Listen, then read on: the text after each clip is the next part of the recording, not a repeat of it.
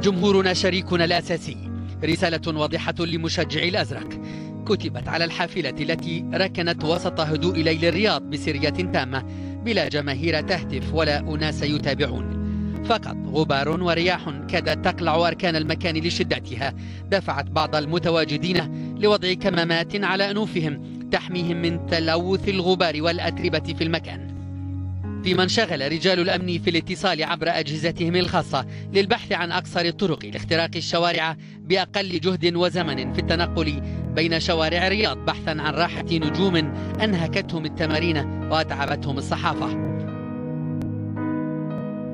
وسط مراقبة لصيقة لرجال الشرطة وأمن الفندق وأمن النادي كل هؤلاء وكاميرات قليل من المعجبين هبطوا تاركين الحافلة تذهب مغادرة لوحدها بأمان.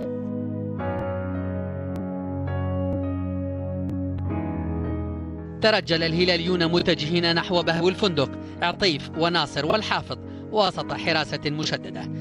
في الطابق الخامس كان نواف العابد يراقب سالم الدوسري في بهو الفندق يتجه نحو المطعم يصافح أمن النادي الذي حضر خصيصا للدعم والمساندة.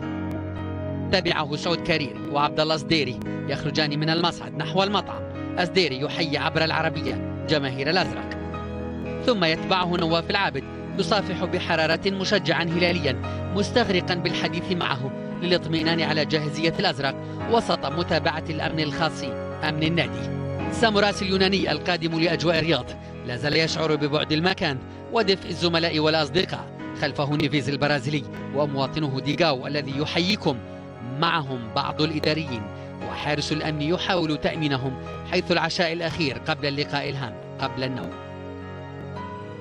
الأمن كان لنا بالمرصاد منعنا فاكتفينا بهذا، لكننا شاهدنا بعد ذلك محمد شلهوب وفهد ثنيان ترصدهما كاميرات المعجبين لالتقاط مزيد من السيلفي، فيما بدا لنا محمد الحميداني نائب الرئيس متلثما بشماغه الأحمر اتقاء الغبار.